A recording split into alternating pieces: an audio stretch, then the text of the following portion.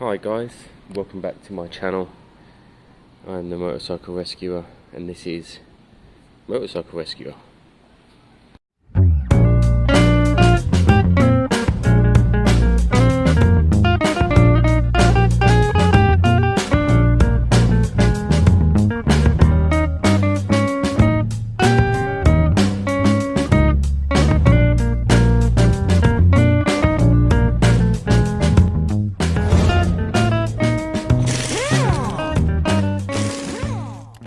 Hi everyone, welcome back. What's in the fan?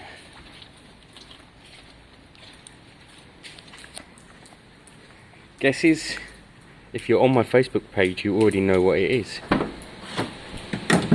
It is a Honda deauville 650, low mileage, full service history. It's been sitting for 3 years, mainly because of the coronavirus. It is sweet. Let me get it out. So here you go guys, here it is in the daylight. Now this video, or these videos, are going to be how to recommission a sitting motorcycle. That's going to be the theme, and I'll be going over what I do, exactly what I do. And step one I'm going to do now very quickly, and step one is charge the battery. How to recommission a motorcycle. Step one, charge the battery. So here it is guys in the daytime. We'll have a good look at this. We'll kind of look at the highs and the lows. First things first, it's a big bike. It's very big. It's not overly heavy, but it's big and bulky, and the big box on the back doesn't help. It has full service history, I've checked that, so it really does have full service history. That's nice. It's data tagged, it's got all its old MOTs, and there's a potential that the owner I bought it off was the first owner, because I've got all the original sales paperwork. So he could have owned it from new. I'm sure he has actually. I'll check when the logbook comes. Yesterday I said to you that the step one was taking the battery out, which it still is. I couldn't get the battery out. So I googled it. I was tempted to rip that thing off, but I googled it. I controlled myself, and yeah, they're fidgety. You have to kind of turn the key and pull them backwards instead of up. There's a kind of knack to it, so I'm going to try and get that seat off. If I get that seat off, then I really do have to chuck that battery on charge. Now, batteries like that, they're not going to charge after 3 years. However, there's a trickle charger wire there, so it could be that it has been played with, this battery, or it has been stored outside. It's always worth checking. My charger will give me an idea of if the battery will charge or not. So sadly my tripod broke again, so I haven't got a tripod but my aim now is to get that seat off. So I'll come back to you if I get that done. Just quickly looking over some parts of the bike, one of the first things I'm going to need to do is kind of just wash it. It just needs a clean. It needs kind of as in a jet wash over it, because it looks like it's been dumped, and it has. It's been sitting for years. But then that'll give you an idea of how well it will polish up. I mean, that exhaust looks terrible. I'm hoping that that rust sorts itself out though, as in when I clean it and it goes back enough for it to look shiny again. That's my hope. So online people were right, you have to slide it back because it has lots of slide in points instead of pull up points. Look, there's one there, slide in. There's these two that might grip something, and there's these two. So lots of slide in points instead of lock down points. So yes, a bit of a faff, but you do just turn the key with one hand and slide it back with the other. So what we got, that's the trickle charge cable. There's the battery. How new or old does it look? Looks like a newer battery, but we don't know how long it's been in there. I'm actually going to pop that off. I'm going to run it down to charge, and then I'm going to kind of come back and show you what I look for when I come across a project like this. So step one, get the battery off, put it on charge. Okay, so battery's on charge. At the moment the battery says it's not charging. But my battery charger has a function where it tries to save old batteries, basically. So it's kind of, I don't know, it talks about massaging it back to life. So it may or may not come back to life. It doesn't matter. I can bring up a car battery and we can fire this up at the right time. It's got its original toolkit, look. Wow. What's next for me? For me, I want some telltale signs that the bike's been dry stored. Telltale signs. So there's a couple of them. Is there any fuel in the tank? And if the bike has a fuel switch on, off, there you go. So this fuel switch is on. If it was on off, that would been a good sign, because that would have meant it had been left off, and if they'd run the engine they would have cleaned out the carbs, so that would have been what we call dry storing. Except if fuel was left in the tank, to be fair, you'd still have that crap to deal with. Now there is still one more save here, and that's if the tank is empty. If the tank is empty, then they could have just run it through like that, but if the tank was empty, that would have been on reserve. So there's again some bits that we need to look at.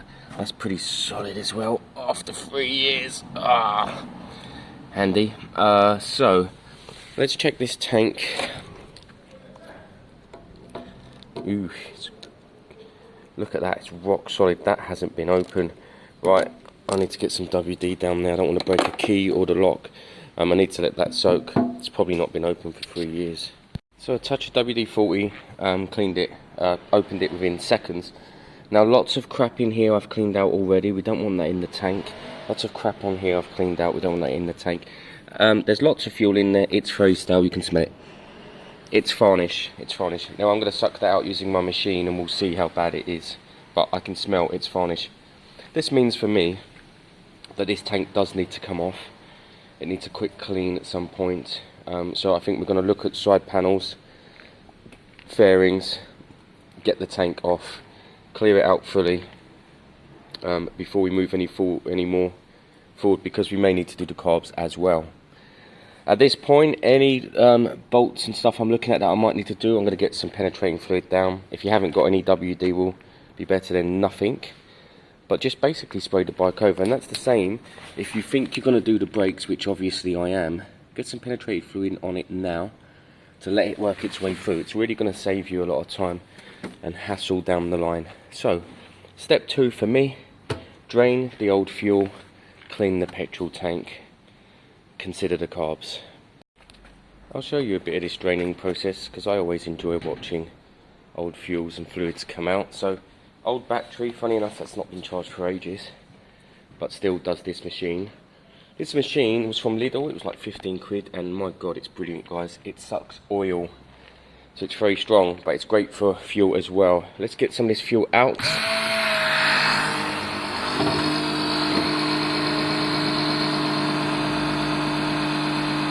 You can see the colour, guys. You can see the greenness to it. Good unleaded should be pretty much see-through. It shouldn't look like piss.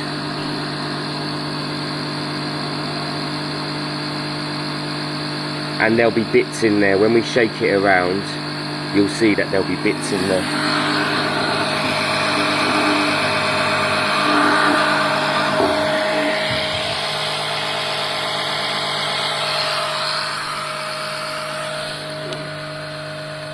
Very, very dark, very old. I wouldn't mix this. If I had slightly concerning fuel, I'd mix it with my car or something, because your car would manage it, but I wouldn't put this anywhere near a vehicle. It's just going to gum it up. Well, I'm going to switch it off nice and early so we don't go over. But there you go, guys. That's the current colour. Right. Drain.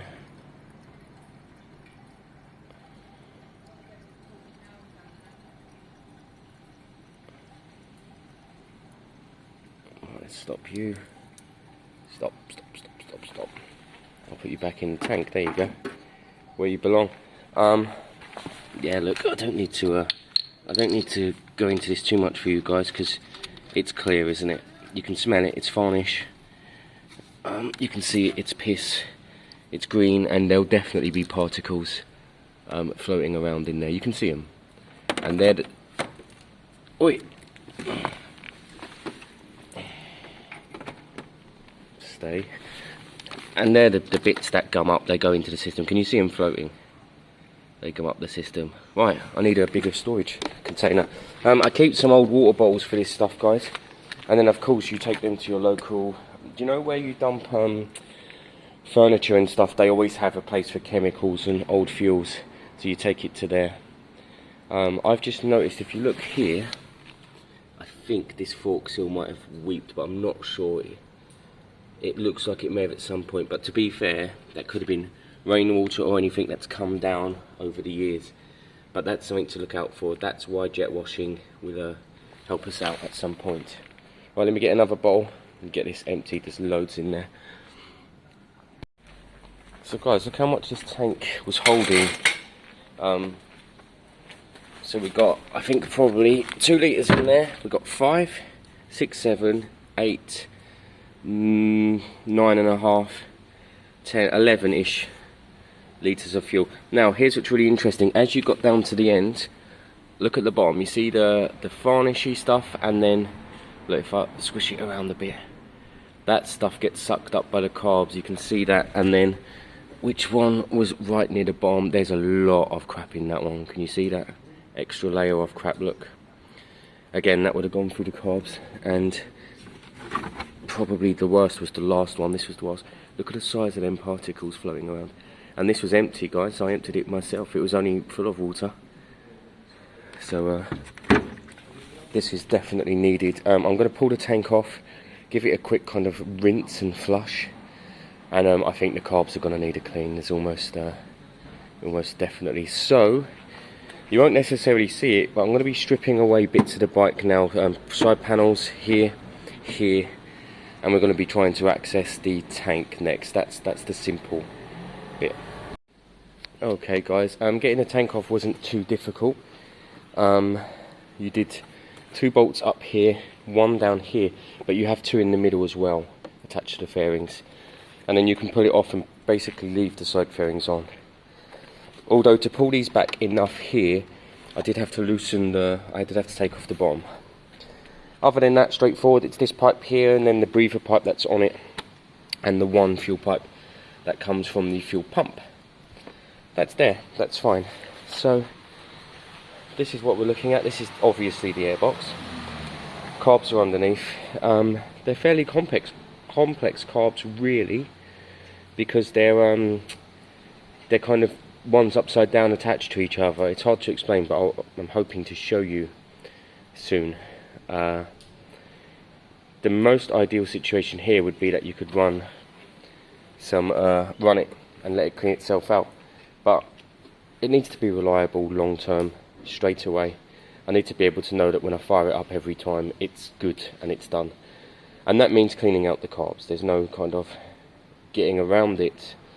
I was chatting to people online this week, not on my channel but on someone else's, and they were talking about cleaning carbs. And one of them said, just spray some WD-40 through, it will clean out the carbs. And I had almost, well, you know, me being me, I was gentle, but almost an argument about it just not working like that. Someone said spray easy start fuel and that's it, it'll clean itself out. There is an element of that. If you've got the carbs fairly clean and your project started, there is an element of the fresh fuel going through could clean out the old crap. The problem is there's some areas like the air fuel mixture area where the fuel wouldn't get through to it, and it's quite an important area. So if you find you've got good middle and high revs but your bottom end's rubbish, you'd have to deal with that area. And actually that area is the most complex, because they seize, they break, they round off. You miss washers, you miss seals. So you spray in there, you clean them out, you lose a little washer, you lose a little seal, and you wonder why your bike's not running properly. There's also a spring in there as well. So carb cleans are fairly complex. Right, let me get this airbox off somehow and see what we're working with underneath. And for me, it's back to the music.